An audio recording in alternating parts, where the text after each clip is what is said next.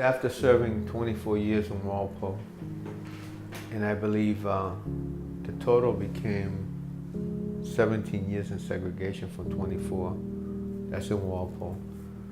I ended up getting out. My father died. I didn't mention about my mom early in Walpole. She died from bad causes. That's what led me to that conviction. But anyways, they hurt my mother. But my father died the same day I got out from Walpole. I remember that day because it was crucial. And you know what's crazy? That the captain came and told me that my time was up in Walpole. And I told him I wasn't going anywhere. And I was in the STG block, in the gang block, and I won't mention the gangs. There was 2 different gangs in there. And he asked me, he says, Sanchez, your time is up. You got to pack your shit and go. I'm sorry for using the word shit. You got to pack your things and go, because that's the way they talk. I said, well, why? He said, because your time is up. I said, so? He says, you got to go. I said, I ain't going. He said, well, if you don't go, what we're going to do, we're going to use the extraction team and get you out of here. We'll throw your stuff right out the front door and throw you out the front door. I said, well, make it happen then, because I'm not going anywhere. And he pulled me to the side. He said, Sanchez, you're done with your time. I says, I ain't got nothing to do out there. I don't know the way of life. You know, it's nothing. I have nothing out there. My father is dying. My mother's dead. I don't have nobody to go to. This is all I know. I did 24 years in your system. And he felt so bad that I can see a shed of tear coming out. He said, Sanchez, please, don't make me order for them to remove you. I said, well, go ahead and do it. So when while in the block, I had the gang leaders come to me. And they even cried too. They said, listen, OG, you've been here long enough. It's time for you to go home. I said, but I don't know anything out there. I don't want nothing out there. This is all I know. See, this is what I'm saying. You become a product of the system. You become so institutionalized that that's the way of life for you. And so I remember that day, and it really troubles me because who in the hell wants to be in prison? You know, and yeah, it really did hurt me, and it hurts me now because I have to think of that part, and I'm saying, well, even now I'm saying, why would I want to be in there? But at that time, the chain of mind, the way I had it. Well, anyways, to make it short, the gang members ended up talking to me and talked me out of it, and I did. I packed my stuff and left. Well, my sister pulled up in the parking lot. She said, listen, Dad's in a coma. He's dying from cancer. We need to go to the hospital now. So I went straight to the hospital, and I walked in, I kissed my father, and in this ear I told him, Dad, I love you. Danny Jr. is here. I'm senior now. I took his title. And he stopped breathing. And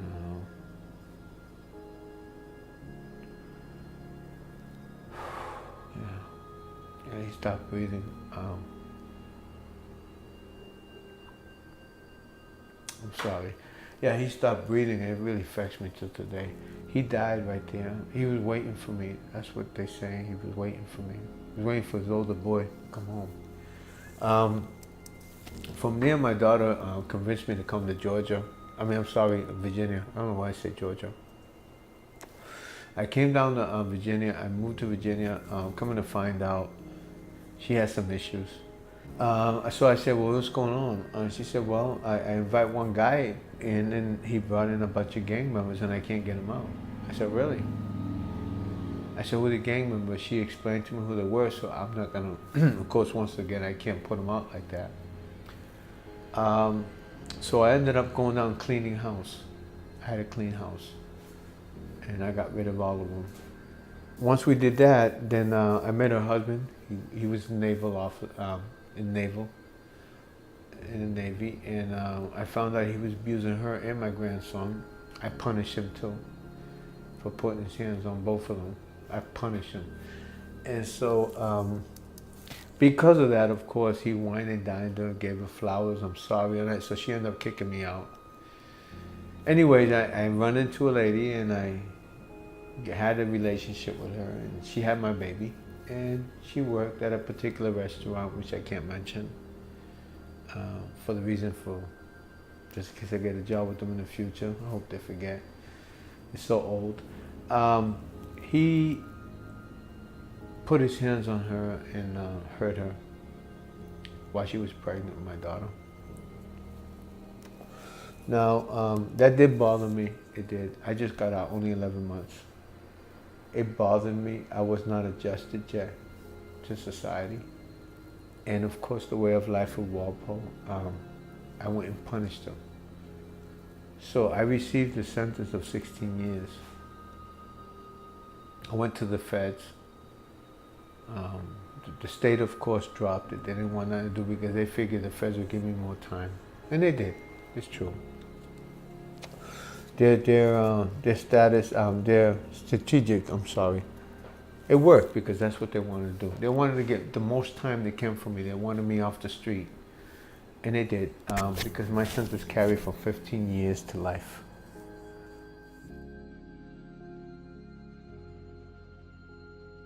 But I served 16 years for protecting my family.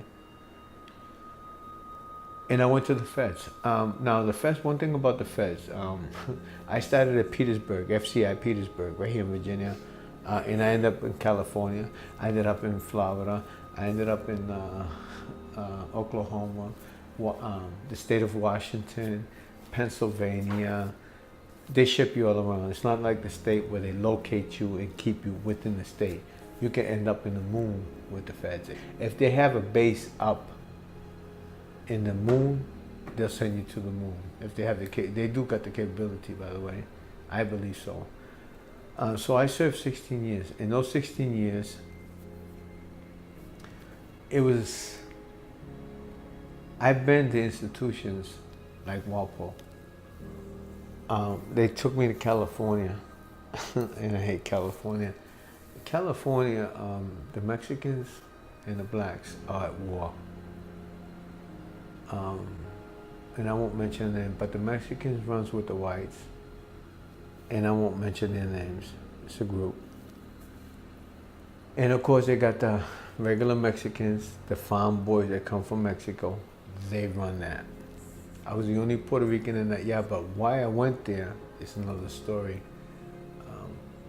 I was at Petersburg, and a cop called me a spick, called me a racial name. And unfortunately, I reacted. I had to take care of business. And so what I did was, I did that, and I ended up getting shipped to California.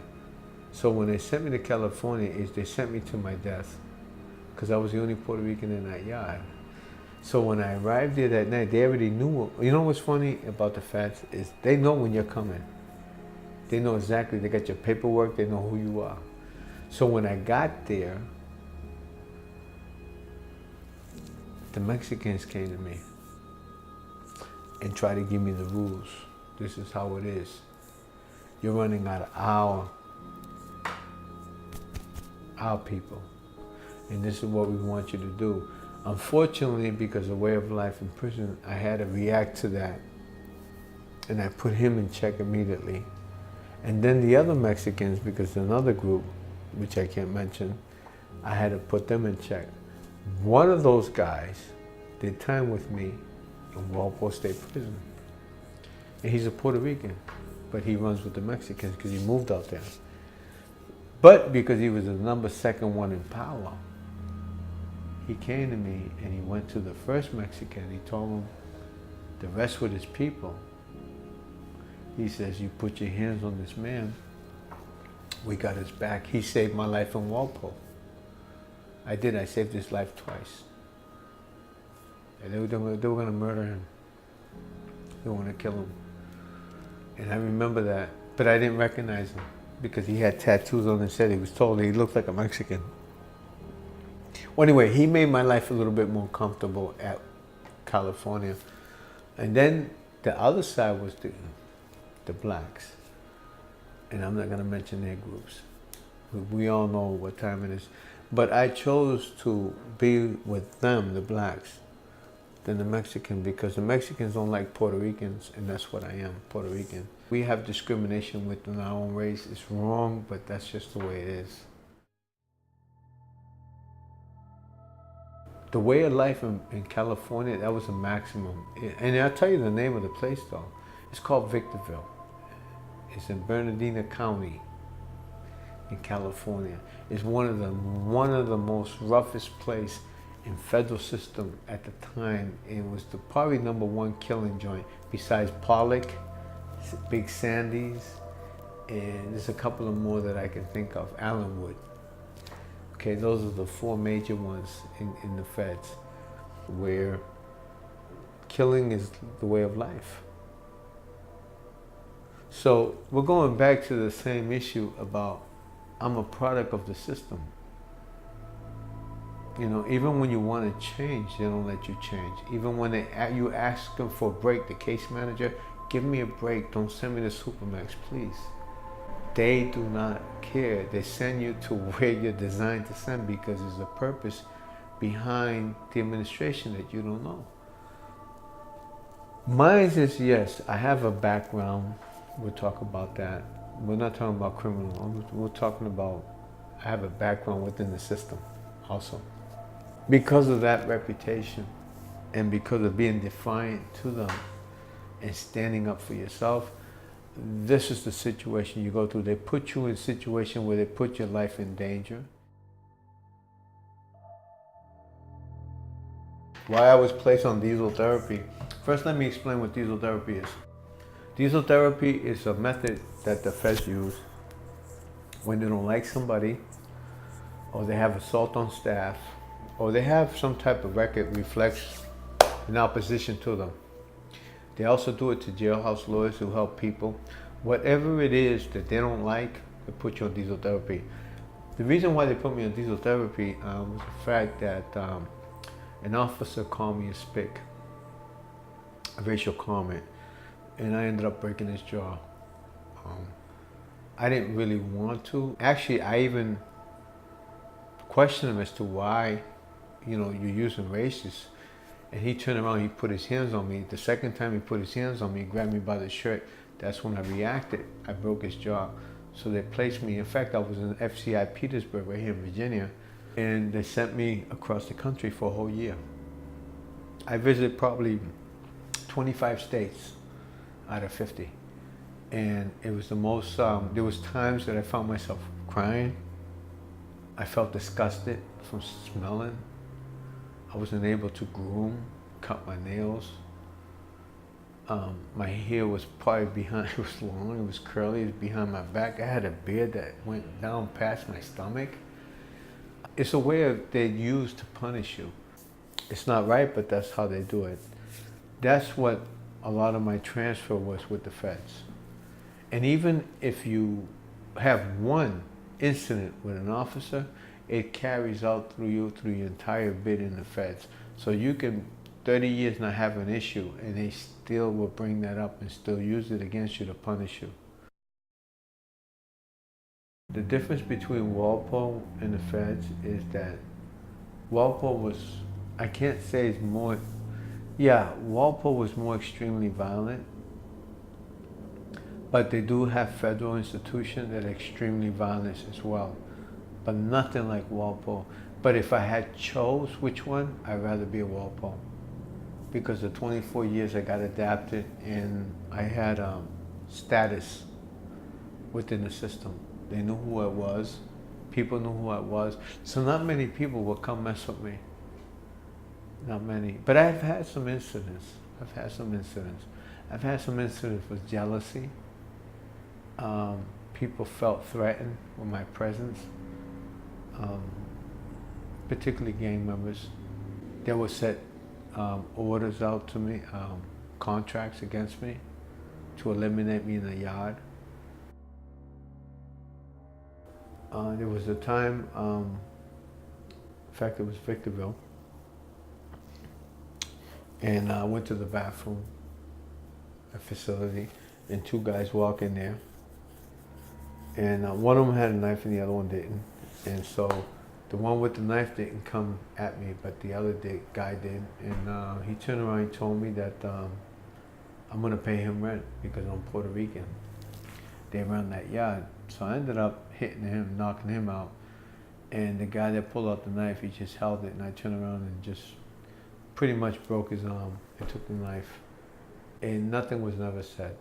So nobody knew nothing. It was an isolated incident. They call it isolated incident. But Walpole is different. Yeah. I've had 6 guys come out in the yard while I was playing basketball, and they jumped me.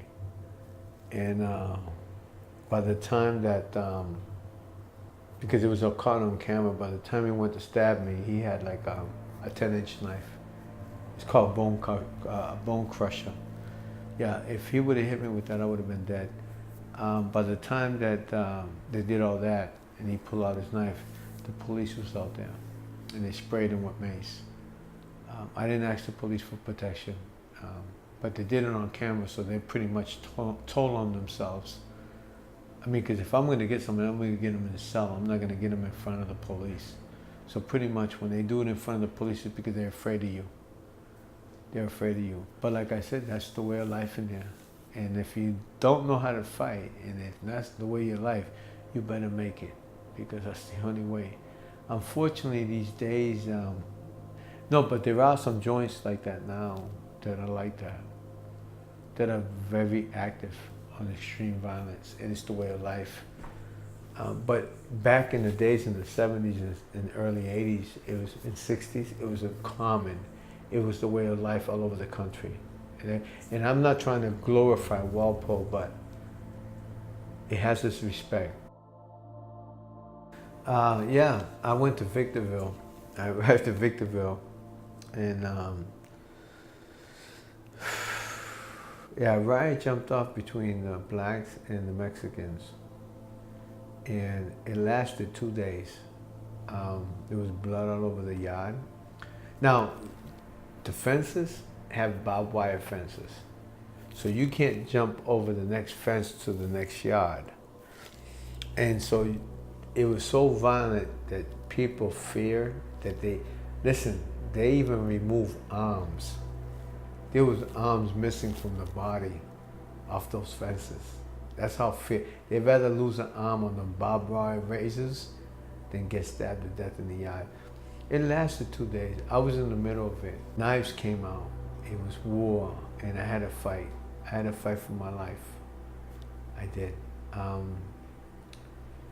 I sided with the blacks because